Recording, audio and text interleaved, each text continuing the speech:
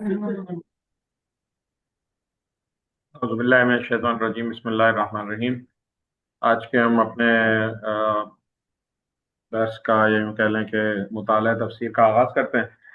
اور آج جو ہے وہ ہم نویں رکوع کی تلاوت، ترجمہ اور اس کی تفسیر دیکھیں گے۔ تو تلاوت کے لیے میں درخواست کرتا ہوں شاہد یعقوب بھائی سے کہ وہ تلاوت کریں۔ اعوذ باللہ من الشیطان الرجیم، بسم اللہ الرحمن الرحیم۔ وَإِذْ قَتَلْتُمْ نَفْسًا فَادَّرَأْتُمْ فِيهَا وَاللَّهُ مُخْرِجٌ مَا كُنْتُمْ تَكْتُمُونَ فَقُلْنَا اضْرِبُوهُ بِبَعْضِهَا كَذَلِكَ يُحْيِي اللَّهُ الْمَوْتَى وَيُرِيكُمْ آيَاتِهِ لَعَلَّكُمْ تعقلون ثم قست قلوبكم من بعد ذلك فهي كالحجارة أو أشد قسوة وإن من الحجارة لما يتفجر منه الأنهار وإن منها لما يشكك فيخرج منه الماء وَإِنَّ مِنْهَا لَمَا يَهْبِطُ مِنْ خَشْيَةِ اللَّهِ وَمَا اللَّهُ بِغَافِلٍ عَمَّا تَعْمَلُونَ. Next page.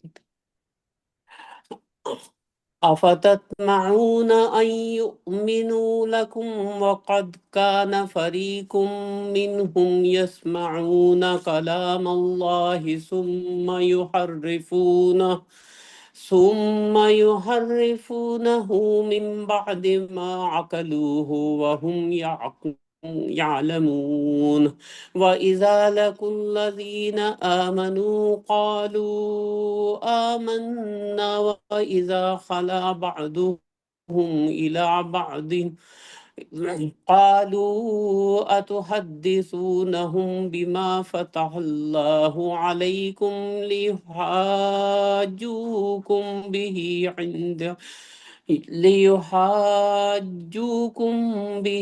عند ربكم أفلا تعقلون أولا يعلمون أن الله يعلم ما يسرون وما يعلنون ومنهم أميون لا يعلمون الكتاب إلا أماني وإنهم إلا يظنون فويل للذين يكتبون الكتاب بأيديهم ثم يقولون هذا من عند الله ليشتروا به ثمنا قليلا فويل لهم مما كتبت أيديهم وويل لهم مما يكسبون وقالوا لن تمسنا النار إلا أياما معدودة قل أتخذتم عند الله عهدا فلن يخلف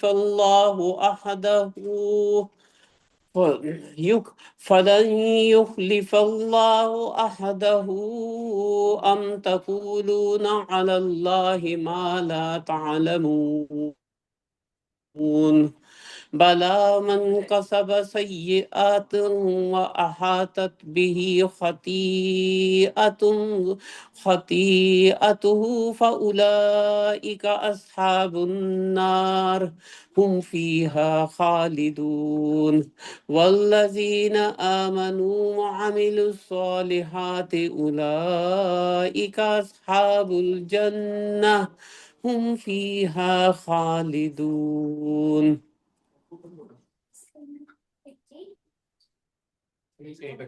صدق اللہ العظیم. جزاک اللہ۔ آج ہم تھوڑا سا ترتیب چینج کر رہے ہیں، پچھلی دفعہ کی طرح سے جیسے ڈاکٹر فروغ جمیل بھائی نے جو ہے وہ لفظی ترجمہ رکھا تھا، تو میں نے سوچا کہ اس دفعہ ہم اس طرح کو فالو کرتے ہیں، تو میں شیئر کرتا ہوں اسکرین۔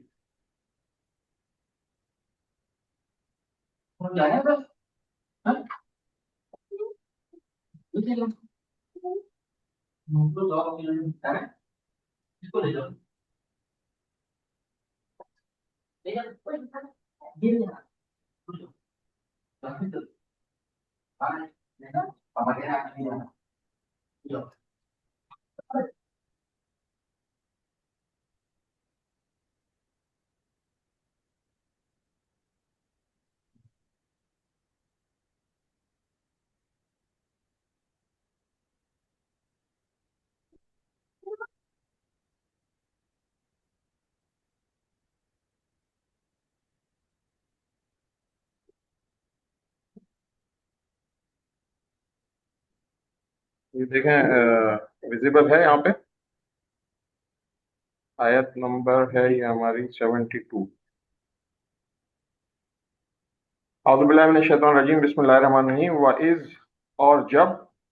قتل تم نے قتل کیا، اقتلا، قتل کا لفظ جو ہے وہ ہم اردو میں بھی استعمال کرتے ہیں، قتل تم نے قتل کیا، نفسن، ایک آدمی، ایک نفس، نفس کا لفظ بھی ہم اردو میں استعمال کرتے ہیں اسی طرح۔ فداراتم کے معنی ہوتے ہیں پھر تم جھگڑنے لگے۔ تو اس کا جو ادارہ، یہ لفظ عربی کا ہے ذرا، یہ ہم استعمال اردو میں نہیں ہوتا اتنا۔ فیہا، اس میں، واللہ، اور اللہ، مخرج، ظاہر کرنے والا ہے، خرجہ کا لفظ جو اخراج کا لفظ، یعنی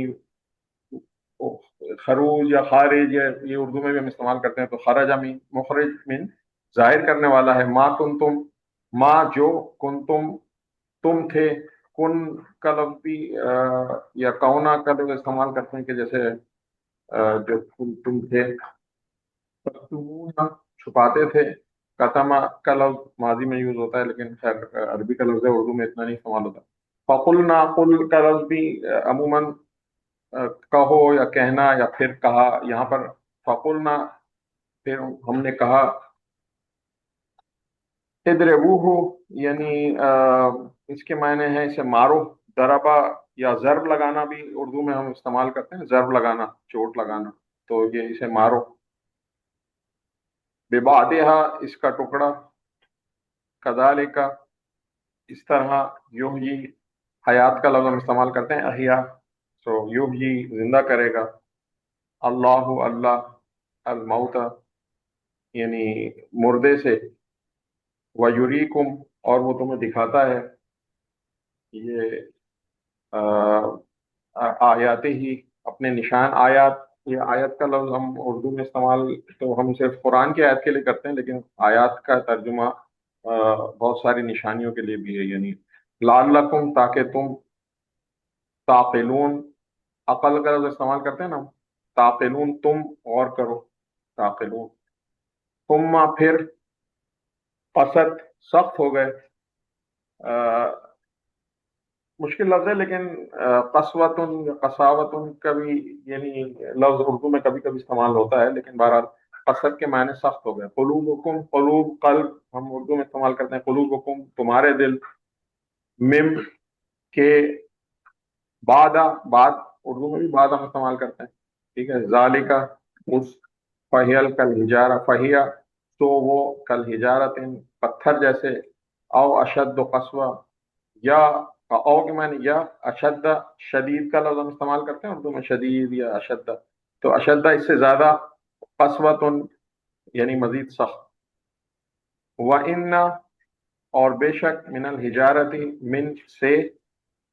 حجارت، پتھر، لما، یعنی اس کے معنی البتہ، یتفجر، پھوٹ نکلتی ہے، تفجرہ کے معنی ہوتے ہیں، تفجر یا تفجرہ بولتے ہیں پھوٹ نکلنے کو کسی چیز کے، تو پھوٹ نکلتی ہیں، من ہو، اس میں، انہار، نہریں۔ جب ہم لفظی ترجمہ ختم کریں گے تو پھر کنیکٹنگ الفاظ سے آپ کو زیادہ بہتر سمجھ آئے گا، لیکن ابھی ہم سمجھ رہے ہیں کہ یہ الفاظ جو ہیں وہ بہت سے، نہر کا لفظ ہم اردو میں بھی استعمال کرتے ہیں، انہار اس کی جمع ہے، نہریں، وَإِنَّ، بے شک، اور بے شک، منہا، اس میں سے بعض، لما البتہ، یشق، یشقق، یشقق، شق و قمر کا اردو میں استعمال ہوتا ہے نا، یہ چاہے شقق ہو تو وہ یعنی پھٹ جاتے ہیں. کچھ پتھروں کا لفظ ہوتا ہے، اس میں سے کچھ پتھر ہیں جو پھٹ جاتے ہیں، ان میں سے نہریں پھوٹ نکلتی ہیں، مطلب فیخرجو تو نکلتا ہے، خرجہ اخراج اردو میں ہم استعمال کرتے ہیں.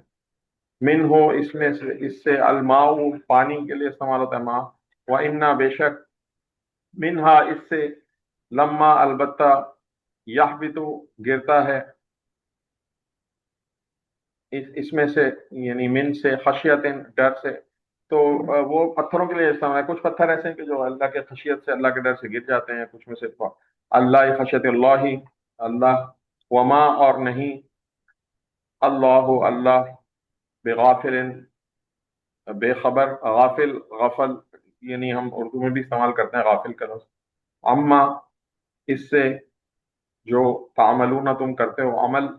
عمل تعملون تم عمل کرتے ہو، اعمل عمل، ٹھیک ہے نا جی. افتطمعون، پھر تم کیا توقع رکھتے ہو. طمع کا لفظ استعمال کرتے ہیں اردو میں، اگر آپ طمع، ہرس، لالچ کے لیے استعمال ہوتا ہے نا. تو افتطمعون، کیا تم توقع رکھتے ہو پھر، ان کے، یؤمنو مان لیں گے، لکم تمہارے لیے، وقد اور، کانا تھا، فریق ایک فریق، منہم ان میں سے، یسمعون یعنی وہ سنتے ہیں. سماع کا لفظ استعمال کرتے ہیں، سماع یا سماعتم کا لفظ اردو میں استعمال ہوتا ہے. سماع و بصر بھی لفظ یوز کرتے ہیں، سماعت سے محروم افراد، اس طرح کا سماع کا لفظ یسمعون. کلام، کلام اللہ کے لیے کلام، کلام اللہ ہی، اللہ کا کلام. ثم پھر، یحرفونہ، تحریف کا لفظ استعمال کرتے ہیں اردو میں ہم، تو وہ بدل ڈالتے ہیں، تحریف کر دیتے ہیں. یحرفونہ، وہ تحریف کر دیتے ہیں. من اس کے، بعد کا لفظ اردو میں استعمال کرتے ہیں، ماں جو، عقلو ہو انہوں نے سمجھ لیا، وہم اور وہ، یعملون یعلمون جانتے ہیں. وَإِذَا لَقُوا الَّذِينَ، وَإِذَا اور جب، لقو ملتے ہیں، لقاء پلٹنے کو بھی کہتے ہیں نا، یعنی لقاء وہ ملتے ہیں، لقو. الذین جو لوگ، آمنو ایمان لائے،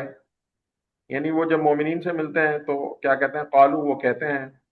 آمنا ہم ایمان لائے. تو جب مومنین سے ملتے ہیں تو کہتے ہیں ہم ایمان لائے. وَإِذَا لَقُوا جب پلٹتے ہیں یا اپنے لوگوں سے ملتے ہیں. اور جب، خلا اکیلے ہوتے ہیں، خلا کا لفظ خلو کا لفظ ہے، تخلیہ کا لفظ استعمال کرتے ہیں اردو میں ہم. تو خلا یعنی اکیلے ہوتے ہیں. بعضهم ان کے بعض لوگ، الا پاس، بعض یعنی ان میں سے بعض جب ان کے پاس ہوتے ہیں، یعنی آپس میں منافقین کے بارے میں یہ قالو کہتے ہیں، اتحدثونہم، حدیث، تحدث، حدث، یعنی ہم استعمال کرتے ہیں نا بات کرنے کا، گفتگو کے معنوں میں ہوتا ہے اردو میں. ہم حدیث، اللہ تعالیٰ کے نبی صلی اللہ علیہ وسلم کی حدیث کے لیے ایک لفظ استعمال کرتے ہیں. تو اتحدثون، کیا بتلاتے ہو انہیں، بما جو، فتح ظاہر کیا اللہ نے، فتح اللہ نے، علیکم تم پر، لیحاجوکم، حاجو محاجہ یعنی تاکہ وہ حجت لائیں تم پر، یعنی ایک حجت ہو جائے،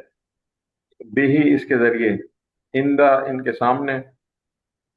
ربکم تمہارا رب، افلا تعقلون افلا تو کیا، تعقلون تم نہیں سمجھتے. اولا کیا نہیں وہ، یعلمون، سوری یہ میں پیج پر، یعلمون وہ جانتے، علم سے نکلا ہوا ہے، یعلمون وہ علم رکھتے یا وہ جانتے، انا کہ، اللہ اللہ، یعلم جانتا ہے، علم رکھتا ہے،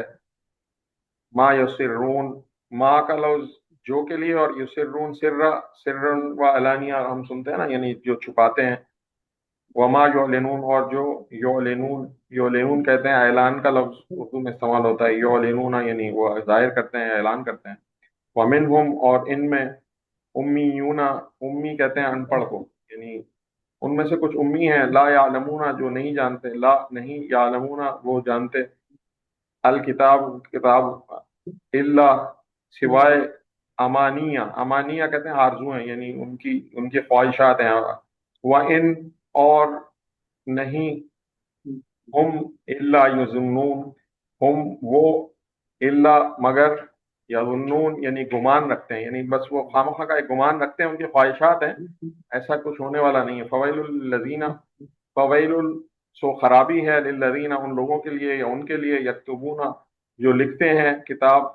किताब यानी अल्लाह की किताब बेअयदीहिम, यानी इसका मफहूम यह है कि जो अपने हाथों से किताब गढ़ रहे हैं, यानी अपनी खुद बना रहे हैं चीज। सुम्मा यकूलूना फिर कहते हैं कि, यकूलूना वो कहते हैं, हादा ये, मिन इंदिल्लाहि अल्लाह की तरफ से, मिन से इंदिल्लाहि अल्लाह की तरफ, पास अल्लाह के यानी अल्लाह की तरफ से, लियश्तरौ ताकि वो हासिल करें, इश्तरा से निकला हुआ ये लफ्ज, बिही इससे, समानन कलीला, समानन कहते हैं कीमत या समानिया, या यूं कह लें कि अतमान या आसमान की जमा है, समानन कलीला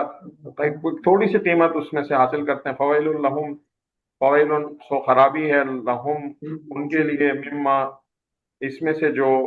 कतबत लिखा, अयदीहिम उन्होंने अपने हाथों से, यानी ववैलुन उनके लिए खराबी है, या एक बहुत ही, वैल गड़े को भी कहते हैं जहन्नुम के, लहुम उनके लिए, मिम्मा इसमें से, यकसिबून जो वो कमाते हैं, यानी बताया जा रहा है कि जो ये घड़ते हैं और वो अपने तौर पर घर लेते हैं कुरान, यानी उनकी जो किताब थी तो रहता वो, वकालू और उन्होंने कहा, लन हरगिज नहीं, तमस्सना छुएगी हमें, मस्सा मस करना उर्दू में भी इस्तेमाल करते हैं, मस कर जाना, छूना, तमस्सना हमें छुएगी या हमें छुएगी, अन्नार नार आग के लिए हम इस्तेमाल, इल्ला कुछ या सिवाय, अय्यामा यौम से निकला हुआ, अय्यामन मादूदात का लफ्ज हम सुनते हैं, अय्याम का लफ्ज सुनते हैं, अय्यामा दिन, मादूदतन चंद, यानी वो कहते हैं कुछ दिन के लिए शायद हमें आग छू जाएगी वरना हमें नहीं। कुल कह दो, अत्तखिजून अत्तख अत्तखज तुम, क्या तुमने लिया है, यानी अल्लाह से लेने के, इंदल्लाहि अल्लाह पास अल्लाह के, आहदन यानी तुमने अल्लाह से कोई वादा लिया है, कोई आहदन, आहद हम उर्दू में इस्तेमाल करते हैं, फलन हरगिज नहीं, कि हरगिज नहीं, युखल्लिफु इखलाफा या खलफा खिलाफ करेगा, अल्लाह अल्लाह, अहदहू अपना वादा, हम यकूलूना हम क्या, यकूल तकूलूना हम क्या तुम कहते हो, अल्लाह अल्लाह की तरफ है, पर अल्लाह पर, मा ला तालमून जो तुम नहीं जानते, क्या तुम अल्लाह की तरफ वो चीज घड़ते हो या वो वादा देते हो कि जो तुम नहीं जानते, भला हरगिज नहीं, क्यों नहीं, मन जिसने कसबा कमाया, कसबा तसाब कसब हलाल उर्दू में इस्तेमाल करते हैं ना, कसबा, सय्यातिन कोई बुराई, व अहातत यानी घेर लेगी, अहाता करना भी हम इस्तेमाल करते हैं, अहाता अहाता, व अहातत बिही इसको, खतीअतहु खतीअतहु खतियात की जमा यानी बुराइयां या उसकी खताओं को, फउलाइका पस यही है, असहाबुन नार वो लोग जो नार के दोज़खी हैं, वहुम फीहा खालिदून, वहुम वो फीहा उसमें, खालिदून हमेशा रहेंगे, वल्लज़ीना और जो लोग आमनु ईमान लाए, वामिलुस्सालिहात और नेक अमाल किए, वामिलु अमला से निकला अमल से, वामिलु और उन्होंने किए, सालिहात नेक अमाल अच्छे अमाल, उलाइका यही लोग, असहाब असहाब हैं या लोग हैं, असहाबुल जन्ना यानी यही वो लोग जन्नत वाले लोग हैं, हम फीहा खालिदून हम वो फीहा उसमें, खालिदून हमेशा रहेंगे। ठीक है, तो ये आज की आयत का हमने जो है वो लफ्जी तर्जुमा देखा है। अब मैं इसको तर्जुमा और इसकी तफसीर रख देता हूँ आपके सामने।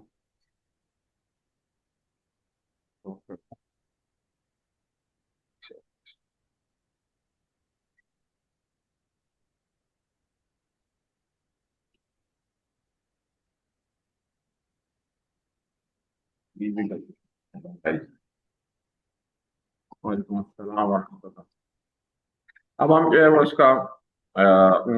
जो रवां तर्जुमा है मौलाना की तफसीर से वो देख लेते हैं, और उसका जो है वो क्या कहना चाहिए कि हम तफसीर भी देख लेते हैं।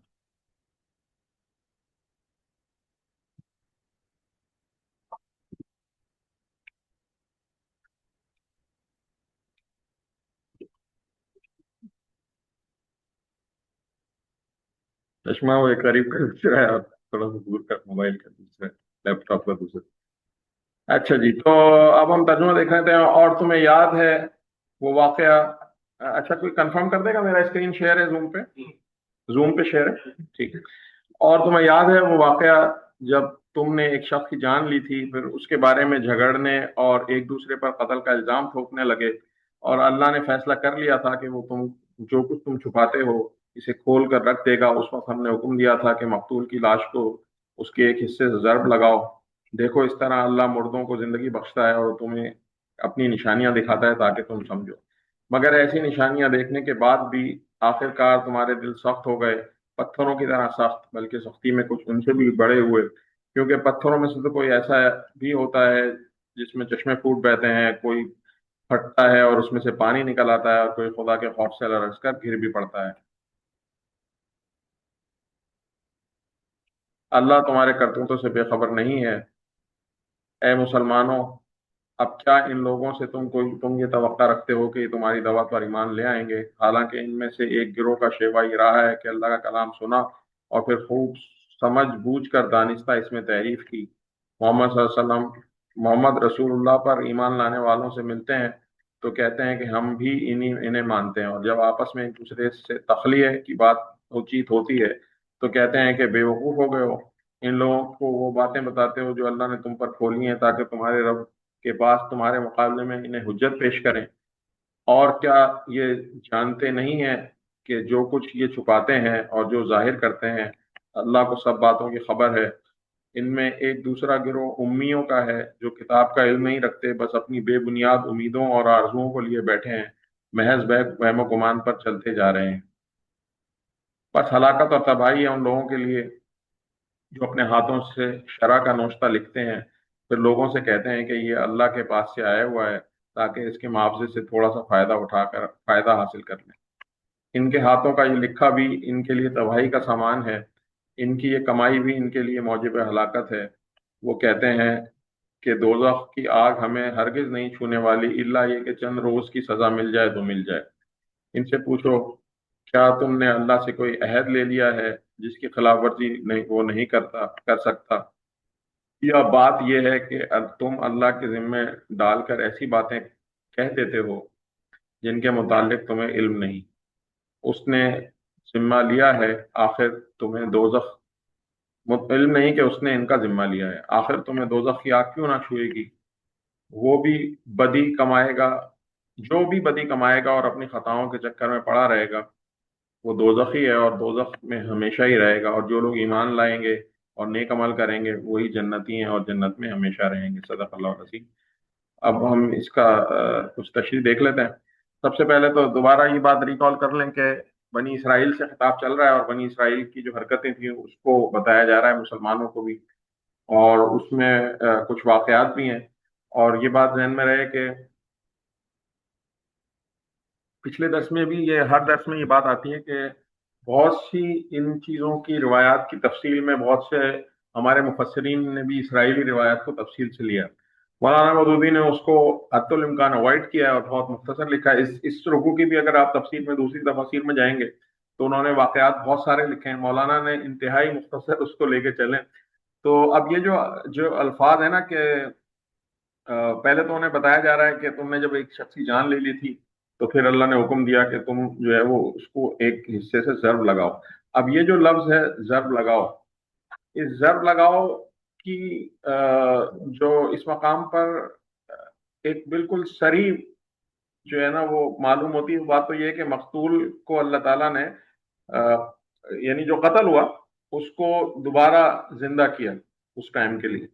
लेकिन इसके लिए जो तदबीर बताई गई है उसकी बहुत डिटेल जो है ना वो नहीं मिलती है। जो अल्फाज है ना, जरब लगाओ, लाश के उससे पे जरब लगाओ, इसके अल्फाज में कुछ इबाम महसूस होता है। मौलाना ने लिखा है, अगर आप दूसरी तफसीर देखें, मैंने थोड़ी सी देखी थी, वो बहुत डिटेल किस्सा है, जिस तरह फर्रुख भाई ने पिछले दर्स में बताया था कि वो बाप और बेटा और चचा और भतीजे का जो किस्सा है उन्होंने जिक्र दिया, तो वो उसमें फिर वो बहुत डिटेल में गए। मौलाना ने लिखा कि अगर बल्कि तफसीर इब्ने कसीर में भी उन्होंने ये लिखा है कि अगर ये तफसीलात हमें मालूम ना भी हो तो इससे कोई फर्क नहीं पड़ता। असल बात यह है कि कुरान में अल्लाह ताला ने उनको हुक्म दिया कि तुम उसको जरब लगाओ। तो गालिब गुमान यही होता है कि जरब लगाने से हुक्म यही था कि जो गाय पीछे ज़िबा करने का कहा गया था पिछले रुकू में, اور جس سے جو ہے وہ ان کو بالکل، آپ کو یاد ہوگا وہ رکوع کے، اور بے شمار دفعہ سنا بھی ہوگا، بہت سارے جو ہیں وہ امام اس رکوع کی تلاوت بھی کرتے ہیں کہ جس میں وہ بار بار پوچھتے ہیں بنی اسرائیل کے گائے کا کلر کیسا ہو، کیسی ہو، تو قرآن نے بالکل اسپیسیفک اللہ تعالیٰ نے اس کو کر کے بتا دیا کہ یہ کلر ہو، زیادہ نہ بیل جوتی بھی ہو نہ کم عمر ہو، یہ تو وہ جو ذبح کا ذکر ہوا اسی کا گوشت جو ہے نا وہ یہاں پر قدیم مفسرین نے لکھا ہے کہ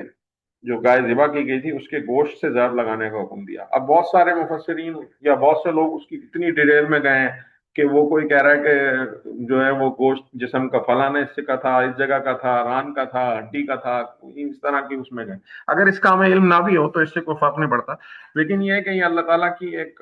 قدرت کا مشاہدہ تھا اور ایک کرشمہ تھا ان لوگوں کے لیے کہ جو یعنی مقتول کی لاش پر زبر لگانے کا حکم ہوا۔ اس طرح سے دو چیزیں ہو گئیں، ایک یہ کہ اللہ تعالیٰ کی قدرت کا نشان انہیں دکھایا گیا کہ جو اللہ تعالیٰ، جو رب جو ہے وہ موت دیتا ہے وہ دوبارہ بھی اس کو زندہ کر سکتا ہے، اور دوسری بات جو گائے کو انہوں نے بہت مقدس بنا رکھا تھا اور اس کو اس کی عبادت کا اور اس کو درجہ جو ہے وہ دے رکھا تھا، وہ اس کو بھی جو ہے وہ اس کی طاقت کو بھی وہ ذبح کرنے سے جو ہے وہ ختم کر دیا کہ یہ کوئی آفت وافت نہیں آتی، ذبح کرنے سے کچھ نہیں ہوتا بلکہ الٹا فائدہ ہو گیا، قاتل کا جو ہے وہ پتہ چل گیا۔ تو یہ اس کی تشریح تھی۔ اس سے آگے پھر اللہ تعالیٰ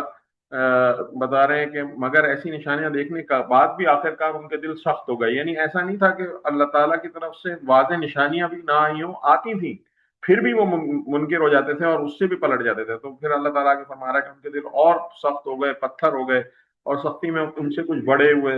اور پتھروں میں تو پھر اللہ تعالیٰ ایک یعنی ہمیں ایک کیا کہنا چاہیے کہ نشانات قدرت کی طرف اشارہ کر کے دکھا رہا ہے کہ دیکھیں پتھروں میں بھی کچھ ایسے ہیں کہ جن میں بعض اوقات کچھ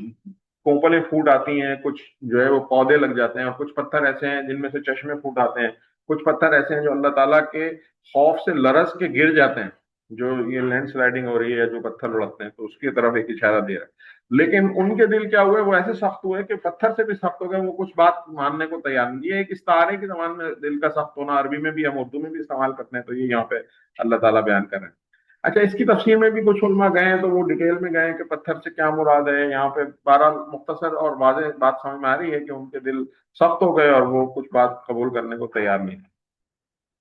اچھا، یہ ظالم اتنے آگے بڑھ گئے تھے کہ یعنی جو یہ بات آگے آ رہی ہے اس میں اللہ تعالیٰ تمہارے کرتوتوں سے بے خبر نہیں ہے، اے مسلمانوں، کیا تم ان لوگوں سے توقع رکھتے ہو کہ تمہاری دعوت پر ایمان لے آئیں گے؟ اب یہ اس کی جو تشریح تھی وہ یہ تھی کہ مدینے کے جو مسلمان نئے نئے ہوئے، جب مسلمان مدینے میں گئے تو اب جو نو مسلم ہیں ان کو اللہ تعالیٰ یہ خطاب کر کے فرما رہا ہے کہ مدینے کے جو مسلمان ہیں کہ جو قریب کے زمانے میں نبی صلی اللہ علیہ وسلم پر ایمان لائے تھے، ان لوگوں سے کہا جا رہا ہے کہ نبوت بیسکلی ان کو ان ساری چیزوں کی معلومات یہودیوں سے ملتی تھی، یہودیوں نے ان کو انبیاء کے قصے بھی سنائے تھے، کتب آسمانی کے بارے میں بتاتے تھے، فرشتوں کے بارے میں اور آخرت کے بارے میں، شریعت کے بارے میں، تو یہ باتیں ان کے کانوں میں یہودیوں سے پڑی ہوئی تھی۔ تو اب یہ اپنے ہمسائے یہودیوں کے پاس جاتے ہیں اور ان کو بتاتے تھے کہ بھئی یہ دیکھو تم لوگ بھی باتیں بتاتے تھے اور تم کہتے تھے کہ ایک نبی۔ اچھا، جو مدینے کے یہودی تھے وہ یہ دعویٰ بھی کرتے تھے کہ ایک ایسا نبی آنے والا ہے کہ جو آئے گا طاقت میں، تو اس کے بعد پھر تمہاری یہ ساری چیزیں، یہ کفار اور مشرکین کو یہ دھمکیاں بھی وہ دیتے رہے مختلف، آگے بھی آئے گا اس کا ذکر قرآن میں۔ تو وہ ان سے جا کے جب یہ بات کرتے تھے کہ بھئی آپ سے ہم نے یہ ساری باتیں سنی ہیں، تو اب ایک پیغمبر آ گئے ہیں تو اب آپ ان پر ایمان لے کے آئیں، اور آپ نے یہ بتایا کہ وہ آئے گا تو وہ ساری دنیا پہ چھا جائے گا اور یہ ساری باتیں، تو اب اس کی بنیاد پہ وہ جاتے تھے تو مطلب ان کو یہ توقع تھی کہ اب یہ محمد صلی اللہ علیہ وسلم کی نبوت کا سنیں گے تو بس جوک در جوک مسلمان ہوتے چلے جائیں گے یہودی۔ تو اللہ تعالیٰ ان کو بتا رہا ہے کہ آپ جو ہے وہ ان کے اس پہ جو ہے نا وہ دل برداشتہ نہ ہو، اور یہ لوگ جو ہیں وہ دعوت کا انکار کر دیتے ہیں، تو یہ پہلے بھی ایسے ہی کرتے رہے، یعنی یہ جو دعوت کا انکار آپ سے کر رہے ہیں منافقین یا مشرکین کر رہے ہیں تو چلو وہ تو ہے، تو اب جب وہ یہودی انکار کرتے تھے تو جو اس وقت کے منافقین اور مشرکین تھے وہ اس کا مذاق اڑاتے تھے، دیکھو یہ تو اہل کتاب بھی ان کی بات کو نہیں مان رہے، تو یہ تو جو ہے وہ نعوذ باللہ مشتبہ کر دیتے تھے معاملے کو، اور لوگوں کے دلوں میں جو ہے وہ اس چیز کی وہ ڈال دیتے تھے۔ تو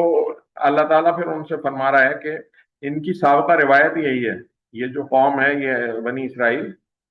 ان سے بہت زیادہ آپ توقعات نہ رکھیں، ان کے دل جو ہیں وہ پتھر دل ہیں آپ کی دعوت کی طرف، اور یہ جب آپ دعوت دیں گے تو حق سے ٹکرا کے ان کے دلوں سے واپس آئے گا، تو آپ اس کو سن کر وہ نہ کریں۔ یہ صدیوں کے بگڑے ہوئے لوگ ہیں، انہوں نے سینچریز گزاری ہیں اس طرح کہ وہ اپنے انبیاء کو قتل کر دیتے تھے اور یہ سب کچھ کرتے رہے۔ تو یہ جو ہے نا آیات جن کو سن کر آپ کو لرزہ طاری ہو جاتا ہے، جو مسلمان نئے مسلمان تھے، یہ لوگ اس کے تمسخر کرتے ہیں، مذاق اڑاتے ہیں، ٹھٹھے اڑاتے ہیں، یہ تو ان کو آپ اپنے خواہشات کے مطابق نہیں ڈھال سکیں گے، اور انہوں نے اپنے دین کو اپنی خواہشات کے مطابق ڈھال دیا، اس کو انہوں نے مسخ کر دیا ہے، اور ان کو جو ہے وہ یہ بس ایک اپنی امید اور وہ لگائے بیٹھے ہیں کہ بس ہم تو جہنم کی آگ میں جائیں گے نہیں، اور گئے تو بس بہت تھوڑی دیر کے لیے جائیں گے۔ تو ان سے جو ہے وہ آپ کو توقع رکھنا فضول ہے۔ آگے پھر اللہ تعالیٰ فرما رہا ہے کہ حالانکہ ان میں سے ایک کا شیوا یہ رہا ہے کہ اللہ کا کلام سنتے ہیں، پھر خوب کچھ سمجھ کر دانستہ اس میں تعریف کی۔ اب یہ اس سے مراد جو ہے نا وہ یہاں پر علماء ہیں ان کے، یعنی جو شریعت کے حاملین تھے، جو یہود کے علماء تھے، اور کلام اللہ سے مراد جو ہے وہ تورات، زبور اور ان کی دوسری آسمانی کتابیں ہیں جو اللہ تعالیٰ کی طرف سے ان پہ آئی تھی۔ تو اب دوسرے جو بھی بنی اسرائیل میں کافی سارے انبیاء ہیں اور مختلف کتب ان کو آتی رہیں، تو وہ اس میں تحریف سے مطلب یہ ہے، مولانا نے لکھا ہے کہ اصل معنی اور مفہوم سے پھیر کر اپنی مرضی کا اس میں سے مطلب نکال لیتے تھے جو ان کی تورات اور زبور میں جو آیات تھیں، اور دوسرا مطلب یہ بھی تھا کہ الفاظ کو تغیر اور تبدیل کر دیتے تھے، اور پھر جو ہے وہ اپنی مرضی کی، اور پھر انہوں نے جو ہے وہ اپنی مرضی کی جو ہے وہ اس میں ساری چیزیں شامل کر دی تھی۔ تو مانوی اور لفظی دونوں طرح کی تحریفیں انہوں نے اپنی کتابوں میں کر دی۔ پھر آگے اللہ تعالیٰ فرما رہے ہیں حالانکہ ان میں سے اب سوری آگے یہ ہے کہ محمد رسول اللہ پر ایمان لانے والوں سے ملتے ہیں تو کہتے ہیں کہ ہم بھی انہیں مانتے ہیں، اور جب آپس میں ایک دوسرے سے تخلیق کی بات ہوتی ہے تو کہتے ہیں کہ وہ بے وقوف ہو گئے، ان لوگوں کو وہ باتیں بتاتے ہو جو اللہ نے تم پر کھولی ہیں تاکہ تمہارے رب کے پاس تمہارے مقابلے میں انہیں حجت پیش کریں۔ تو اب یہ تو بالکل واضح ہے کہ وہ کرتے کیا تھے کہ آپس میں جب ملتے تھے تو کہتے تھے کہ ہم تو انہیں بیوقوف بناتے ہیں جو ہم انہیں کہتے ہیں کہ اسلام لے آئے، اور جب مسلمانوں سے ملتے تھے تو وہ انہیں جو ہے وہ کہتے تھے کہ بھائی ہم آپ کے ساتھ ہی ہیں۔ تو اب جو ہے نا وہ آپس میں ایک دوسرے سے کہتے تھے، یعنی تورات اور دیگر آسمانی کتابوں میں جو پیشن گوئیاں ہوئی ہیں جس میں نبی صلی اللہ علیہ وسلم کے مطالب تھی کہ یہ باتیں انہیں نہ بتاؤ، اور جو آیات اور تعلیمات مقدس کتابوں میں ملتی ہیں جن سے ان کی موجودہ روش پہ جو وہ کر رہے تھے، جو ان کا عمل تھا، جو ان کا کیریکٹر تھا اس دور میں، اس پہ پکڑ آتی تھی، مطلب جیسے وہ اپنی شریعت پہ عمل نہیں کرتے تھے، انہوں نے ساری چیزیں تعریف کر دی تھی، تو وہ والی باتیں جو ہے نا مسلمانوں کو نہیں بتاؤ کہ وہ اس سے ہمیں آ کے کہیں۔ آپ اس سے اندازہ لگائیں، مولانا نے اس میں لکھا ہے کہ اتنی زیادہ یعنی وہ بے وقوفی کی انتہا تھی کہ اللہ تعالیٰ کو نعوذ باللہ سمجھ رہے ہیں کہ اللہ تعالیٰ کو نہیں پتا چلے گا کہ یہ کیا کر رہے ہیں، مطلب انہیں نہیں بتاؤ کہ وہ اللہ تعالیٰ کے سامنے تمہارے رب کے سامنے تمہاری حجت کرے، مطلب انہیں ان کا عقیدہ اتنا ظالمانہ تھا اور فساد اتنا بڑا برپا ہو گیا تھا کہ اپنے نزدیک سمجھتے تھے کہ دنیا میں ہماری جو تعریفات ہیں اور حق پوشی ہم کر لیں اور چھپا کے لے گئے تو آخرت میں ان پر مقدمہ ہی نہیں چل سکے گا، یعنی آخرت میں اللہ تعالیٰ نعوذ باللہ ہم سے کوئی ایسا مواخذہ نہیں کرے گا، کوئی پوچھ گچھ نہیں ہوگی۔ اور پھر اس کے بعد پھر ایک جملہ معترضہ میں ان کو ایک تنبیہ کی گئی ہے کہ تم اللہ تعالیٰ کو بے خبر سمجھتے ہو، یعنی تم سمجھ رہے ہو کہ تم آپس کی یہ باتیں کرو گے کہ بھائی ان کو نہیں بتاؤ، یہ اللہ تعالیٰ کے سامنے حجت کریں گے، تو کیا اللہ تعالیٰ بے خبر ہے، اللہ تعالیٰ کو نہیں ملتا ہے؟ اور کیا یہ نہیں جانتے ہیں کہ جو کچھ چھپاتے ہیں اور جو ظاہر کرتے ہیں اللہ ان سب باتوں سے باخبر ہے، اور ان کو ایک دوسرا گروہ امیوں کا ہے جو کتاب کا علم نہیں رکھتے، بس اپنی بے بنیاد امیدوں اور آرزوؤں کو لے بیٹھے ہیں اور محض وہم گمان پر چل رہے ہیں۔ تو اب یہ عام لوگوں کا جو ان کی عوام تھا ان کے بارے میں ہے کہ وہ کتاب کا تو علم نہیں رکھتے تھے، کورے تھے، بالکل کچھ بھی نہیں جانتے تھے۔ تو اللہ نے انہیں اپنی کتاب میں دین کے کچھ اصول بتائے ہیں، اخلاق، شرع اور قواعد سکھائے ہیں، اور انسان کی فلاح و خسران کا کا یعنی نقصان اور فائدے کا مدار بھی جو ان چیزوں پر رکھا گیا ہے، تو اس علم کے بغیر، ان ساری چیزوں کے بغیر بس کچھ نہیں جانتے تھے، بس اپنے مفروضات تھے، یعنی اپنی گھڑی ہوئی باتیں تھیں، اپنی کچھ ازمپشن تھیں کہ جن کی بنیاد پہ وہ کہتے تھے کہ جی ہم، ان کی خواہشات تھیں کہ بھائی یہ بس ایسے ہو جائے گا دین، اور وہ جھوٹی توقعات تھیں جن کے اوپر وہ جی رہے تھے۔ اس سے آگے اللہ تعالیٰ فرما رہا ہے کہ بس ہلاکت اور تباہی ہے ان لوگوں کے لیے جو اپنے ہاتھوں سے شرع کا نوشتہ لکھتے ہیں، پھر لوگوں سے کہتے ہیں کہ اللہ کے پاس سے آیا ہوا ہے اور اس کے معاوضے سے تھوڑا سا فائدہ بھی حاصل کر لیں۔ تو یہاں یہود کے جو علماء تھے ان کے متعلق ارشاد ہو رہا ہے، ان لوگوں کا صرف اتنا ہی نہیں تھا کہ انہوں نے کلام اللہ کے معنی اپنی مرضی سے بنا لیے تھے اور اپنی خواہشات کے مطابق بدل لیے تھے، بلکہ بائبل میں اور دوسری کتابوں میں، اپنی تفسیروں میں، قومی تاریخ، اپنے اواہمات، قیاسات، جو بھی ان کے دماغ میں خیالی فلسفے آتے تھے، اپنے اشتہارات آتے تھے، ان کو ساری چیزوں کو انہوں نے جو ہے وہ کلام الہی کے ساتھ اتنا خلط ملط کر دیا کہ اب یہ ساری چیزیں لوگوں کے سامنے جس حیثیت میں پیش کی گئیں کہ جیسے نعوذ باللہ یہ اللہ تعالیٰ کا کلام، وہ جو کچھ ان کے دماغ میں جو کوئی عالم بنتا تھا وہ اس کی تعریف کر دیتا تھا بائبل کی، اور وہ پھر بائبل کا حصہ بن جاتی۔ تو ہر تاریخی افسانہ، ہر مفسر کی تعویل، ہر متکلم کا الہیاتی عقیدہ، جو بھی یعنی ان کے تھیولوجیکل علماء تھے ان کی باتیں، وہ ساری انہوں نے اپنے مجموعہ کتب میں جمع بنا لی، اور وہ بائبل مقدسہ یعنی جو اور ورڈ آف گاڈ بن گیا، وہ یعنی اللہ تعالیٰ کا کہا ہوا بنا کے اس کو انہوں نے پیش کر دیا۔ تو یہ سارا کچھ جو ہے وہ کرتے تھے۔ ان کے ہاتھوں کا جو لکھا بھی ان کے لیے تباہی کا سامان ہے، اور یہ کمائی بھی جو ان کے لیے موجب ہلاکت ہے۔ وہ کہتے ہیں کہ دوزخ کی آگ ہمیں ہرگز نہیں چھونے والی الا یہ کہ چند روز کی سزا مل جائے۔ اب یہ بھی ایک ان کا یہودیوں کی ایک عام غلط فہمی تھی کہ یہ اس میں سب مقرر تھے، ان کے عالم بھی اور ان کے جاہل بھی، اور ابھی بھی آپ دیکھیں کہ یہودیوں کے عقائد اگر آپ معلوم کریں تو وہ ان کے یہاں ابھی بھی اسی طرح کے عقیدے ملیں گے آپ کو کہ بس ہم ہی بخشے میں ہیں، باقی تو کوئی نہیں۔ تو وہ سمجھتے تھے کہ خواہ کچھ بھی کریں، بہرحال کیونکہ ہم یہودی ہیں لہذا جہنم کی آگ ہم پر حرام ہے، اور بالفرض ہمیں سزا دی بھی گئی تو چند روز کے لیے وہاں بھیج جائیں گے اور پھر سیدھے جنت کی طرف پلٹا دی جائے گے۔ نعوذ باللہ، مسلمانوں نے اب پچھلی جو درس تھا یا اس سے پچھلا درس تھا آپ کو یاد ہوگا، اس میں جو ہے وہ ایک حدیث بھی بیان ہوئی تھی کہ اللہ کے نبی صلی اللہ علیہ وسلم نے فرمایا تھا، مفہوم اس کا یہ ہے کہ جو کچھ تم سے پہلے کی امتوں نے برے کام کیے ہیں وہ تم سب کرو گے، اگر وہ کسی بل میں گھسے تو تم بل میں بھی گھسو گے، اور اس طرح کی پوری حدیث تھی، اس کا مفہوم تھا۔ تو نعوذ باللہ ہم یہ دیکھیں کہ ہمارے یہاں مسلمانوں میں ایسے گروہ پائے جاتے ہیں کہ جن کے یہ فاسد عقائد ہیں کہ ہم جو دنیا میں کرتے رہیں، جو ہمارا عقیدہ ہو، جو ہمارا عمل ہو، نعوذ باللہ قیامت کے دن ہم تو مسلمان ہیں، امتی ہیں نبی صلی اللہ علیہ وسلم کے، ہم تو بخشے بخشائے ہیں، ہم سیدھے جنت میں چلے جائیں گے، ہمیں تو کچھ نہیں ہونے والا۔ تو یہ یہود کا بھی یہ نظریہ تھا جس کو قرآن میں اللہ تعالیٰ رد کر رہا ہے، اور یہ بات اچھی طرح ہمارے ذہن میں رہے کہ نعوذ باللہ ایسا نہیں کہ یہ ساری آیات اللہ تعالیٰ کو کہانی کس سے سنا رہا ہے، بلکہ اس قرآن میں اللہ تعالیٰ یہ ساری چیزیں بیان کرنے کا مقصد یہ ہے کہ امت مسلمہ یہ سمجھے کہ جو سارے یہود کے اندر خرابیاں تھیں ان کو بچنے کی ضرورت ہے۔ تو آگے اللہ تعالیٰ فرما رہا ہے، ان سے پوچھو کیا تم نے اللہ سے کوئی عہد لیا ہے جس کی خلاف ورزی وہ نہیں کر سکتا، یا یہ بات تم نے اللہ کے ذمے ڈال کر ایسی باتیں کہہ دیتے ہو کہ جن کے متعلق تمہیں علم نہیں کہ اس نے ان کا ذمہ لیا ہے، آخر تمہیں دوزخ کیوں نہیں چھوئے گی؟ جو بھی بدی کمائے گا اور اپنی خطاؤں کے چکر میں پڑا رہے گا وہ دوزخی ہے، اور دوزخ ہی میں ہمیشہ رہے گا، اور جو لوگ ایمان لائے اور نیک عمل کریں گے وہی جنتی ہیں، اور وہ ہمیشہ جنت میں رہیں گے۔ صدق اللہ العظیم۔ اس کے بعد ہم جو ہے وہ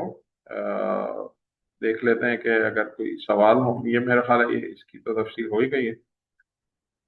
عقیدے کی، تو کچھ سوالات ہوں آن لائن لوگ بھی سوال کرنا چاہیں تو کر سکتے ہیں۔ اور آج کا جو ہمارا رکوع تھا وہ بنی اسرائیل کے واقعات ابھی چل رہے ہیں، کچھ اور بھی آگے آئیں گے۔ کوئی بھی کسی قسم کا سوال ہو کوئی کرنا چاہے تو آن لائن جو لوگ ہیں ان میں سے بھی اگر کوئی سوال کرنا چاہیں تو کر سکتے ہیں۔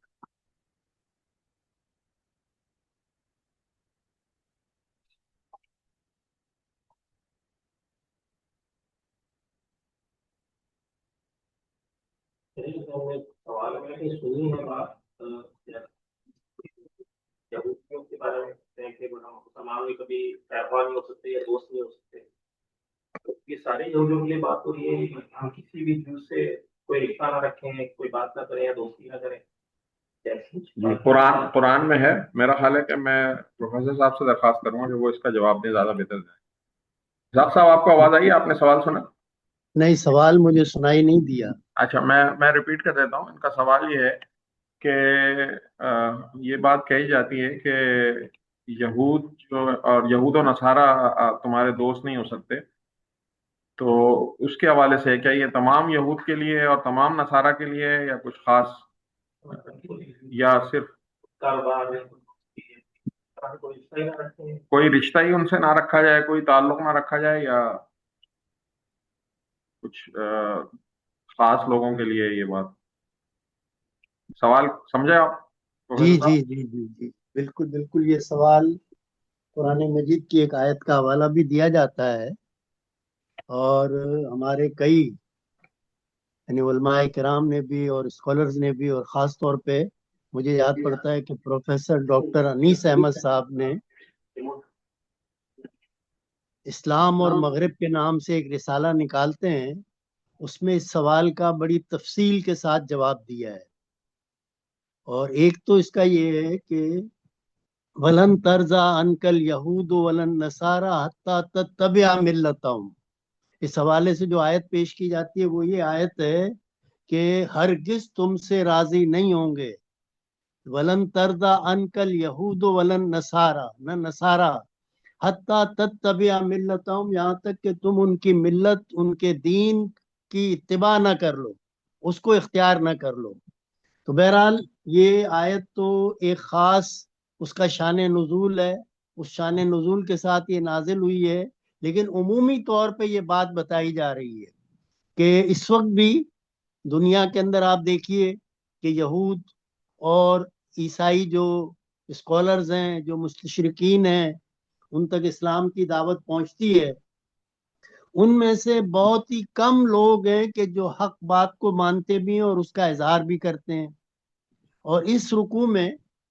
मेरा ख्याल है कि उसके जवाब के लिए डॉक्टर अनीस साहब की जो तहरीर है, उसको अगर हमारे हसन भाई या शायद याकूब भाई, इस्लाम और मगरिब के नाम से उनका एक रिसाला निकलता है आईपीएस की तरफ से, उसमें उन्होंने तफसील के साथ इसका जवाब दिया है। मैंने भी कई हमारे स्कॉलर्स और उलमाए किराम की इस सिलसिले में तहरीरें पढ़ी हैं, और इसमें इसका खुलासा ये है कि आज के दौर में जितने यहूद और ईसाई पाए जाते हैं, उनके साथ इंसानी बुनियादों पर बिल्कुल इंसानों की तरह से ताल्लुकात रखे जाएंगे, उनको दुश्मन नहीं समझा जाएगा। लेकिन दीनी मामलात के अंदर उनसे चौकस और चौकन्ना रहने की जरूरत रहेगी, और खास तौर पे उनके जो दीन के अलंबरदार लोग हैं और जो दीन के नाम पर काम कर रहे हैं, उनसे चौकस और चौकन्ना रहने की जरूरत है। और इसका मुशाहिदा मैंने अपने कैम्ब्रिज यूनिवर्सिटी के यानी इकामत के दौरान, वहां पे जब मैं था उस वक्त भी मैंने देखा, और उसके बाद भी मैंने देखा कि इन लोगों तक हक बात पहुंचाना मुश्किल है, और इनकी ख्वाहिश ये होती है। और हमारे यहाँ हमने अक्सर देखा कि हमारे जो नौजवान इन यूनिवर्सिटियों के अंदर पीएचडी करने के लिए गए, एमफिल करने के लिए गए, तालीम हासिल करने के लिए गए, यानी कैम्ब्रिज यूनिवर्सिटी के अंदर शोबे इस्लामियात के अंदर सिर्फ एक मुसलमान प्रोफेसर था, बाकी सब यहूदी प्रोफेसर थे। शोबे अरबी के अंदर सब यहूदी प्रोफेसर थे, सिर्फ एक मुसलमान प्रोफेसर था। तो आप समझ लीजिए। और वहां पे मैंने देखा कि वो किस तरह से शोबे अरबी और शोबे इस्लामियात में भी नौजवानों को मिसगाइड करते थे, लोगों को गुमराह करने की कोशिश करते थे। इसलिए मुसलमानों को चौकन्ना किया गया है और इस तरफ तवज्जो दिलाई गई है। लेकिन बहरहाल इसमें हुक्म यही है कि आम मामलात के अंदर, कारोबार के अंदर आपका कोई पड़ोसी है तो आप पड़ोसी के एतबार से उसके साथ उसने सलूक कीजिए। वो आपके घर कोई चीज बेचता है तो आप भी उसके घर कोई चीज बेच दीजिए। और अगर पता है कि वो यहूदी है, वो ईसाई है, और वो सही तरीके से जबिया करते हैं, तो उनका जबिया भी खाया जा सकता है। और अगर जबिये के बारे में शक है तो जबिया ना खाया जाए। लेकिन बहरहाल वो अगर आपको कोई केक बेचते हैं, कोई फ्रूट बेचते हैं, तो आप भी उनके यहाँ केक बेच सकते हैं, आप भी उनके यहाँ फ्रूट बेच सकते हैं। वो आपको खाने पे इनवाइट करते हैं तो आप उनके खाने पर भी जा सकते हैं, और आप उनको भी अपने घर खाने पर भी इनवाइट कर सकते हैं। इंसानी बुनियादों पर उनके साथ ताल्लुक रखा जाएगा, लेकिन बहरहाल उनसे चौकस और चौकन्ना रहने की जरूरत है। یہ تو اس سوال کا جواب ہو گیا. جی جزاک اللہ. میرا خیال ہے اس کو کنکلوڈ بھی کر لیجئے. آپ اس رکوع کے حوالے سے کچھ بات کرنا چاہیں وہ بھی کر لیجئے. تو سب سے پہلے ایک تو ایک اور میں سوال ہے, ذرا سوال جی آپ جی مائک آن کر کے کر. ایک سوال اور ہے, ذرا ہولڈ کیجئے گا بس.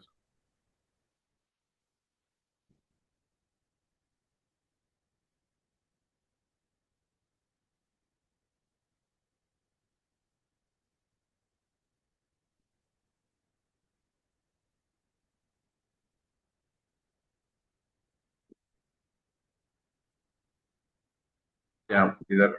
اچھا, اس میں جو آپ نے ذبیحہ کی بات کی ہے نا, ذبیحہ اب یہود کا ذبیحہ ہے وہ آلموسٹ مسلمانوں کا طریقہ کار تو مسلمانوں کے ساتھ بالکل میچ کرتا ہے, لیکن اس میں جو فرق ہے وہ یہی ہے کہ وہ اللہ کا نام نہیں لیتے. مطلب جو جس مقصد سے ہم لوگ ذبح کرتے ہیں, تو اس میں یہ جو کوشر جسے کہتے ہیں نا انگلش میں, کوشر مکروہ کے کھاتے میں آتا ہے کہ مطلب آپ مجبوری میں کھا سکتے ہیں لیکن عام حالات میں نہیں کھا سکتے. یہ جو مجھے معلوم ہے کہ کوشر جو ہے وہ عام حالات میں نہیں ہوتا, وہ مکروہ کے. تو آپ اس میں ذرا تھوڑا بتائیں گے, جو آپ نے کہا ہے کہ ذبیحہ ان کا کھایا جا سکتا ہے. ذبیحے میں یہ شرط ہے کہ وہ اللہ کے نام پر ہی ذبح کیا جائے, اور یہود کے بارے میں بھی اور عیسائیوں کے بارے میں بھی یہی بات مشروط ہے کہ اگر وہ اللہ کا نام لے کر ذبح کرتے ہیں اور اس طرح سے ذبح کرتے ہیں جس طرح سے کہ مسلمانوں کو حکم دیا گیا ہے, ٹھیک ہے نا, کہ اس کی گردن کٹ جائے. وہ جو مشینی ذبح ہے وہ بھی جائز نہیں ہوگا, خواہ اس میں بسم اللہ اللہ اکبر بھی کہا ہو. تو جس چیز کو مسلمان جس طریقے سے ذبح کرتے ہیں اگر اسی طریقے سے وہ بھی ذبح کریں تب تو وہ جائز ہے. لیکن اگر وہ اس پہ اللہ کا نام نہیں لیتے, اب یہ بات غیر کیجئے آپ. مسلم کوئی غیر مسلم کسائی ہے, ٹھیک ہے نا, اور آپ کے پاس اور کوئی کسائی نہیں ہے, آپ اس سے ذبح کرواتے ہیں اور آپ اس پر اس جانور پر بسم اللہ اللہ اکبر کہتے ہیں, چھری تو وہ پھیر رہا ہے, وہ جو ہندو ہے یا غیر مسلم ہے, لیکن چھری وہ پھیر رہے ہیں, لیکن آپ بسم اللہ اللہ اکبر کہہ رہے ہیں تو وہ ذبیحہ ہو جائے گا. صحیح ہے. تو یہ بھی میں ایک بہت اہم پوائنٹ آپ نے بتایا کہ ہندو بھی اگر چھری پھیر رہا ہو اور آپ نے بسم اللہ اللہ اکبر کہہ دیا تو وہ ذبیحہ ہو جائے گا. کیونکہ میں نے یہ دیکھا ہے, اور یہ میرا عینی شاہد ہوں کہ بقرعید کے موقع پہ سب لوگ موسمی قضائی بنتے ہیں. تو ایک ہندو تھا اور وہ سوراپ کوٹ کے علاقے میں جو ہے وہ, یا نہیں سوری سفورہ کے علاقے میں, تو وہ کر رہا تھا, لیکن وہ چھری خود نہیں پھیرتا تھا, اسسٹنٹ کے طور پہ کام کر رہا تھا. تو یہ بھی ٹھیک آپ نے بات بتائی. کوئی اور سوال ہے تو کر لیں. جی جیسے یہودیوں کے لیے کہا گیا کہ ان کا خیال یہ ہے اور ہے کہ وہ 12 جنت میں جائیں گے. اسی طرح سے بہت سارے مسلمانوں کا بھی غالب خیال یہی ہے کہ جس نے توحید کا اقرار کر لیا وہ بہرحال اپنی سزا پانے کے بعد جنت میں جائے گا. اچھا, اس میں سوال یہ ہے کہ کیا یہ بات بحیثیت مجموعی درست ہے یا اس میں بھی کچھ ایسے پوائنٹس ہیں جن کو سمجھنا ضروری ہے؟ بہت اچھا سوال ہے آپ کا, بہت ہی خوبصورت سوال ہے اور بہت ہی اہم سوال ہے کہ یہاں پر جو آیات تلاوت کی گئی ہیں, جیسا کہ میں نے پہلے کہا کہ پہلے تو میں فیضان القمر بھائی کو اور آصف بھائی کو مبارکباد پیش کرتا ہوں کہ آج یہ پرنور اور مبارک قرآن مطالعہ قرآن کی نشست ان کے گھر پہ ہو رہی ہے. اور پھر فروخ حسن جمیل بھائی کو, شاہد بھائی کو اور باقی تمام شرکاء کو بھی مبارکباد پیش کرتا ہوں. اور حسن بھائی نے بہت ہی خوبصورت انداز میں اس رکوع کے بنیادی نکات کی وضاحت کر دی ہے. اب جو یہ سوال آیا ہے, اس سوال ہی کو یہاں پہ اس رکوع کے اندر خاص اہمیت دی گئی ہے, اور اس آئینے کے اندر ہمیں اپنی تصویر دیکھنی چاہیے کہ کیا آج کے دور میں جو لوگ توقعات رکھتے ہیں, جو لوگ امیدیں رکھتے ہیں کہ ہم جنت میں جائیں گے, اس سلسلے میں کیا رہنمائی ہے. تو یہاں اس لیے یہ بات کہی گئی کہ یعنی ان میں سے جو ان کے 3 گروہ بتائے گئے, یہود کے اور نصارہ کے 3 گروہ بتائے گئے, اور آج بھی ان کے یہاں بھی 3 گروہ پائے جاتے ہیں. ایک گروہ ہے ان کے اسکالرز کا, ان کے پادریوں کا, ان کے ربیز کا,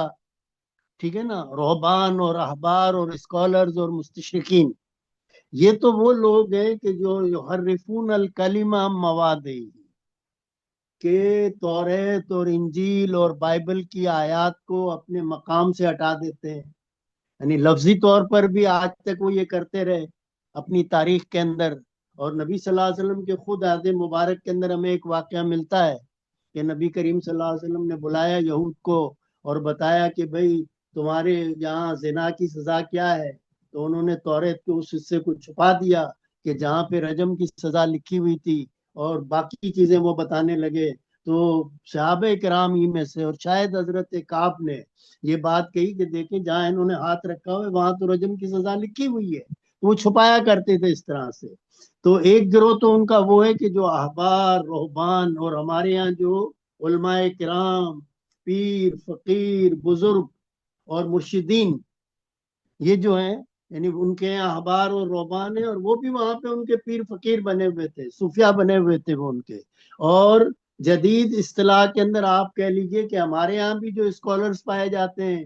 اور وہاں مستشرقین میں بھی پائے جاتے ہیں، یہودیوں میں بھی اور عیسائیوں میں بھی. تو یہ آج کے دور میں تو یعنی وہ بھی اب توریت اور انجیل کے نسخے جو ہیں وہ دنیا میں پھیل چکے ہیں، لیکن اس کے باوجود مانوی اعتبار سے اس میں تعریف کرتے ہیں. یعنی اسکوفیلڈ کی بائبل جو ہے اس کو آپ دیکھ لیجئے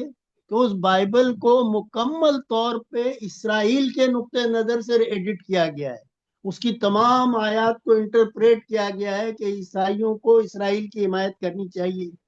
اور اسرائیل کے لیے جدوجہد کرنی چاہیے، جان اور مال سے قربانیاں دینی چاہیے. اور اسی اسکوفیلڈ کی بائبل کے نتیجے کے اندر امریکہ کے اندر ایک بہت بڑا گروہ ہے، اور آج کا جو صدر ہے امریکہ کا ٹرمپ، وہ بھی اسی فرقے سے تعلق رکھتا ہے، اسکوفیلڈ کی بائبل کو ماننے والوں کے فرقے سے. تو وہاں احبار اور رہبان نے آج بھی جو ہے وہ مانوی تعریف کرتے ہیں. اب اصل بات تو یہ کہ ہم اپنا دیکھیں اس آئینے کے اندر کہ ہمارے یہاں کیا صورتحال ہے. کہ ہمارے یہاں بھی علماء کرام جو ہیں ان کے اندر کئی گروہ پائے جاتے ہیں کہ جو قرآن مجید اور احادیث کے جو بنیادی تعلیمات ہیں ان کے اندر مانوی تعریف کرتے ہیں. اب مثال کے طور پہ قرآن مجید کے اندر جہاد کا حکم دیا گیا ہے. انگریزوں کے دور کے اندر انگریز نے جہاد کے لفظ پر بہت سختی کی ہوئی تھی. تو آپ دیکھیے کہ وہاں پہ چھکڑالوی صاحب پیدا ہوتے ہیں، اور وہ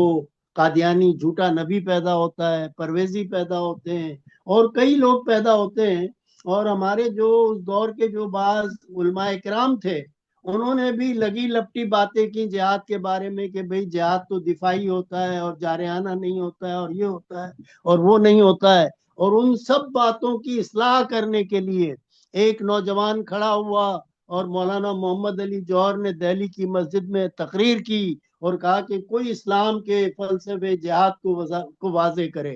تو سید مودودی نے اس وقت وہ کتاب لکھی جس کو کہ الجہاد فی الاسلام کہا جاتا ہے. تو بہرحال باتیں بہت ساری ہیں. تو ایک تو گروہ وہ ہے کہ مسلمانوں میں بھی وہ گروہ پایا جاتا ہے اور ہمیں ان سے چوکس اور چوکنا رہنا چاہیے. قرآن کی بنیادی تعلیم، وہ قرآن کے الفاظ کو تو اب تبدیل نہیں کر سکتے، اس کے اندر جو ہے لفظی تعریف تو نہیں کر سکتے، لیکن مانوی تعریف کرتے ہیں کہ قرآن کے جو بنیادی احکام ہیں ان احکام کے اندر وہ تعریف کرتے ہیں. دوسرا گروہ ہے عوام کا. یہ عوام کے اندر یہ گروہ کیوں پیدا ہوتا ہے کہ جو یہ امیدیں رکھتا ہے کہ ہم تو جنت میں چلے جائیں گے، ہمیں تو فلاں پیر صاحب جو ہے وہ جنت میں لے جائیں گے. وَمِنْهُمْ أُمِّيُّونَ لَا يَعْلَمُونَ الْكِتَابَ إِلَّا أَمَانِيَّ،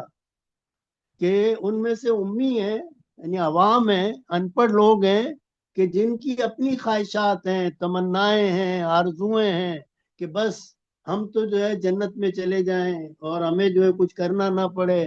کوئی محنت نہ کرنی پڑے، کوئی جدوجہد نہ کرنی پڑے، 5 وقت کی نماز بھی نہ پڑھنی پڑے، زکوٰۃ بھی نہ دینی پڑے، رمضان کے روزے بھی نہ رکھنے پڑے، اور حلال اور حرام جو بھی ہم کما رہے ہیں وہ کماتے رہیں، کرتے رہیں جو کچھ بھی، اور پھر بھی ہم جنت میں چلے جائیں.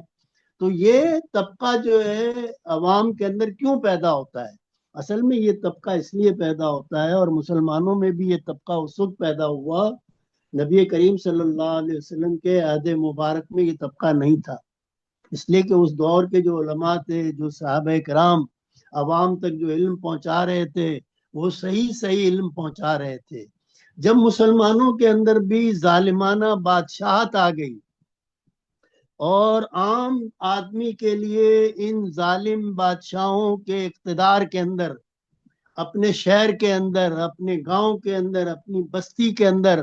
عدل اور انصاف حاصل کرنا، اپنی عزت کو بچانا، اپنے کاروبار کو بچانا، اپنے کھیت کو بچانا مشکل ہو گیا، تو اب انہوں نے سوچا کہ ہمیں کہاں پناہ مل سکتی ہے۔ تو اس دور کے اندر انہوں نے دیکھا کہ بھئی ہمارے گاؤں کے باہر جو ایک بزرگ ہیں جو اللہ اللہ کرتے ہیں، تو وہ غریب آدمی اس بزرگ کے پاس چلا گیا اور کہنے لگا کہ حضرت میں تو بہت پریشان ہوں، یہاں اس بادشاہ نے اور بادشاہ کے جو نمائندے ہیں ان لوگوں نے میری بیٹی کو اٹھا لیا ہے، میری تو بیٹی کی عزت اور آبرو خطرے میں ہے۔ تو وہ بزرگ جو ہیں ان کو تسلی دیتے تھے، یہ نیک لوگ تھے جو بادشاہوں کے دور میں مختلف جگہوں پہ ڈیرے ڈال کر بیٹھ گئے تھے لوگوں کی رشد و ہدایت کے لیے کہ لوگوں کو صحیح راستہ دکھائیں۔ تو بہرحال ان کے اثرات ہوتے تھے، یعنی ان ظالم جاگیرداروں پر بھی، وڈیروں پر بھی، سرداروں پر بھی اور نوابوں پر بھی۔ تو عوام کو ان ظالموں کے چنگل سے یہ بزرگ چھڑایا کرتے تھے، ان کی سفارش ان لوگوں کو ماننی پڑتی تھی، جاگیرداروں کو بھی، وڈیروں کو بھی اور نوابوں کو بھی۔ تو اس طرح سے عوام کا رجوع جو ہے ان نیک لوگوں کی طرف، ان بزرگوں کی طرف کہ جو دین کی دعوت کے لیے ان کے کسی گاؤں میں کسی مدرسے میں بیٹھے ہوئے تھے، کسی مسجد میں بیٹھے ہوئے تھے، ان کی طرف ان کا رجوع بڑھ گیا کہ انہوں نے دیکھا کہ ہمیں تو عدل و انصاف، کہیں امن اور سکون اس کے علاوہ کہیں مل ہی نہیں سکتا ہے۔ تو انہوں نے ان کی طرف رجوع کیا اور پوری کی پوری بستیاں جو ہیں، پورے کے پورے علاقے جو ہیں ان کے مرید ہو گئے۔ تو اس طرح سے یہ پیری مریدی کا سلسلہ شروع ہوا، لوگوں نے جو ہے ان لوگوں کی طرف رجوع کیا۔ لیکن یہ لوگ جب آئے تھے، مثلاً یہ کہ حضرت علی حجویری رحمت اللہ علیہ جب آئے تو انہوں نے لاہور میں آ کر لوگوں کو رشد و ہدایت کی طرف بلایا۔ اسی طرح سے شاہ عبد اللطیف بھٹائی نے سندھ کے لوگوں کو دین کی طرف بلایا۔ تو اسی طرح سے جتنے بزرگ ہیں، خواجہ معین الدین چشتی اجمیری نے اجمیر میں جا کر ڈیرا ڈالا اور وہاں کے لوگوں کو جو ہے دین کی طرف بلایا۔ لیکن جب وہ اس دنیا سے رخصت ہو گئے اور ان کے بعد ان کے بچے جو ہیں، ان کی اولاد جو ان کی گدی پر بیٹھی، جن کو کہ سجادہ نشین کہا جاتا ہے، وہ کوئی روحانی بزرگ تو نہیں تھے، ان کو تو وہ گدی اس لیے مل گئی تھی کہ جناب وہ سجادہ نشین ہے، وہ فلاں پیر صاحب کے بیٹے ہیں، اس لیے جو ہے وہ بھی پیر بن گئے۔ اور لوگوں نے پھر ان کو نذرانے پیش کرنا شروع کر دیے، کسی نے ان کے نام اپنی زمین کر دی، کسی نے اپنا کھیت کی جو ہے پیداوار ان کو دینا شروع کر دی، کسی نے اپنے زیورات لا کر دے دن شروع کر دیے۔ تو انہوں نے دیکھا کہ بھئی اس سے تو بڑی آمدن ہوتی ہے، بڑا مال ملتا ہے، تو باقاعدہ یہ ایک نظام بن گیا کمانے کا۔ اور اس طرح سے اب لوگ یہ کیوں کرتے تھے کہ پہلے تو ان کے جو بزرگ تھے وہ ظالم بادشاہوں سے اور ان کے ہرکاروں سے کہ جو ہر طرف بیٹھے ہوئے تھے ملک کے اندر، کونے کونے کے اندر، تحصیل میں بھی، ضلع میں بھی جو بڑے بڑے زمیندار تھے، ان سب سے یہ بزرگ ان کو ان کے ظلم سے نجات دلاتے تھے۔ لیکن اب جو یہ سجادہ نشین تھے، یہ تو ان ظالموں کے ساتھ مل گئے اور دونوں مل کر جو ہے عوام پر اب ظلم کرنے لگے۔ لیکن بہرحال ان سجادہ نشین لوگوں نے لوگوں کو جھوٹی امیدیں دلائیں کہ بھئی آپ ہم سے پروانہ لے لیجئے، آپ یہ کاغذ لے لیجئے، تو آپ کو جو ہے اس کی قبر کے اندر جب وہ مر جائے تو اس کی کفن کے اندر رکھ دیجئے گا، تو فرشتے اس سے منکر نکیر سوال نہیں کریں گے، وہ جنت میں چلا جائے گا، اور فلاں پیر صاحب سے جو وابستہ ہو جائے گا وہ جنت میں چلا جائے گا، اور فلاں درگاہ سے جو وابستہ ہو جائے گا، شاید یعقوب صاحب جانتے ہیں کہ اسلام آباد میں بری امام کی درگاہ ہے، اور حسن جمیل صاحب بھی جانتے ہیں کہ نواب شاہ کے قریب جو ہے شاہ عبد اللطیف بھٹائی کی درگاہ ہے، اور اسی طرح سے سچل سرمس کی درگاہ ہے، کراچی میں جو ہے عبداللہ شاہ غازی کی درگاہ ہے، اور لاہور میں جو ہے حضرت داتا یعنی اجمیری کی درگاہ ہے۔ تو یہ درگاہیں جو ہیں دراصل رشد و ہدایت کا ذریعہ تھیں، لیکن بعد میں سجادہ نشین لوگوں نے اس کو اپنی کمائی کا ذریعہ بنا لیا، اور پھر وہ اس بادشاہانہ نظام کے جاگیردارانہ نظام کا حصہ بن گئے، اور دونوں مل کر پھر عوام پر ظلم کرنے لگے، عوام کو لوٹنے لگے، اور عوام کو جو جھوٹی توقعات اور خواہشات میں الجھاتے رہے وہ لوگ۔ اور اس طرح سے وہ نجات کے پروانے، جس طرح سے نجات کے پروانے پہلے یہود اور نصارہ دیا کرتے تھے، اسی طرح سے یہ بھی دینے لگے۔ اور میں نے سنا ہے کہ یہ قادیانی جو ہے، ان کے یہاں بھی جو ایک پروانہ دیا جاتا ہے کہ جو شخص پوری زندگی ان کو فنڈ ادا کرتا ہے اس کو پروانہ دیا جاتا ہے۔ تو اسی طرح سے مسلمانوں کے اندر بھی یہ گمراہیاں جو ہے پھیلتی چلی گئیں، اور پھر جب انگریز آیا بر صغیر کے اندر، تو اس نے جو ہے دیکھا کہ بھائی یہاں کے عوام کو کنٹرول کرنے کے لیے، یعنی ان کو جہاد سے روکنے کے لیے، ان کو ہمارے خلاف کسی بھی قسم کی جدوجہد سے روکنے کے لیے، یہ سجادہ نشین، یہ پیرزادے ہمارے لیے سب سے زیادہ کارآمد ہیں۔ تو ان لوگوں نے ان کو بڑی بڑی جاگیریں دی، اور ان کی جو جاگیریں پہلے یعنی اس درگاہ کے نام پر ہوتی تھی، ان خانقاہوں کے نام پر ہوتی تھی، ان کو قانونی طور پر ان سجادہ نشینوں کے نام کر دیا گیا۔ تو اس طرح سے ان کو ان جاگیروں کا مالک بنا دیا گیا، اور پھر ان کو استعمال بھی کیا گیا۔ پھر یہ سب استعمال ہوتے رہے، جس طرح سے کہ وہ جاگیردار استعمال ہوتے تھے، اسی طرح سے یہ سجادہ نشین بھی استعمال ہوتے رہے، اور انگریز نے ان سجادہ نشینوں کے ذریعے سے، ان پیرزادوں کے ذریعے سے بر صغیر پر اپنی حکومت کی۔ تو بہرحال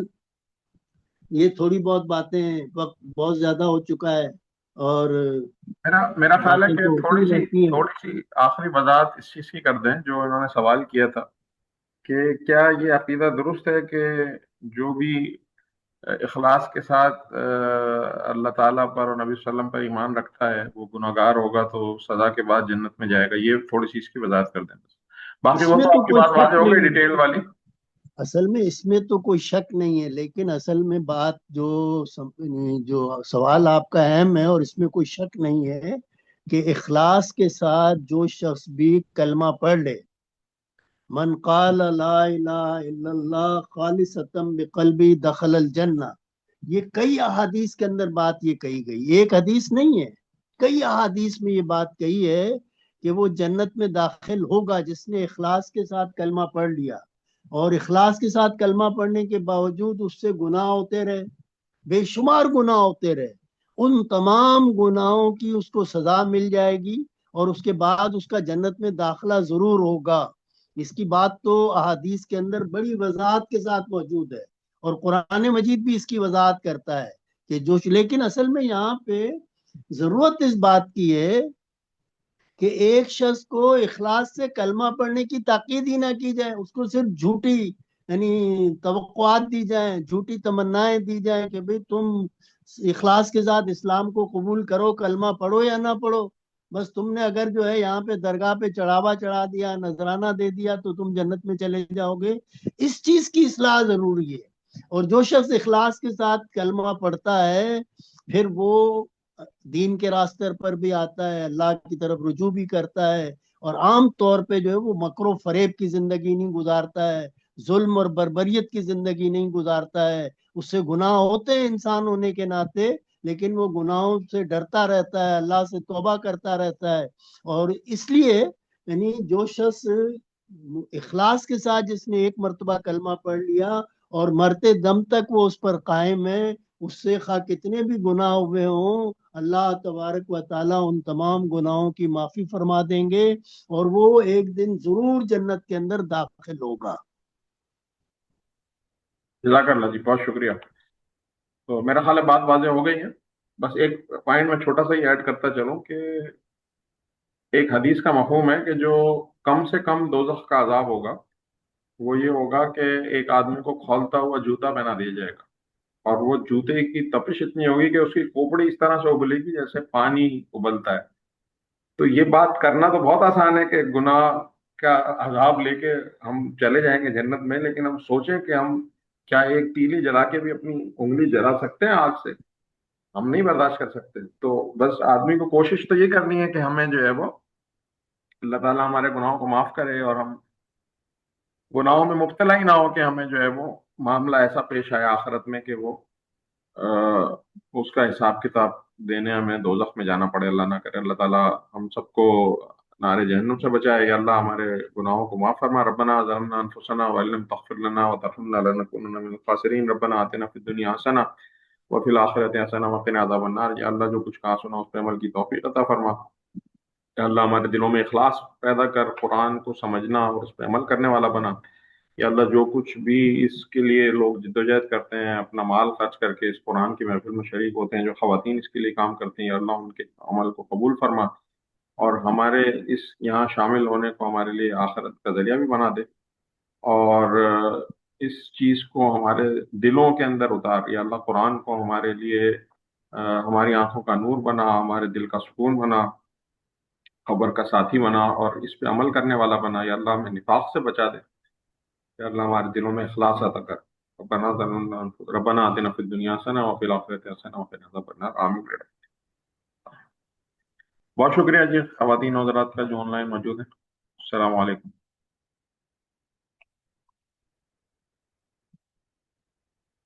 आमीन।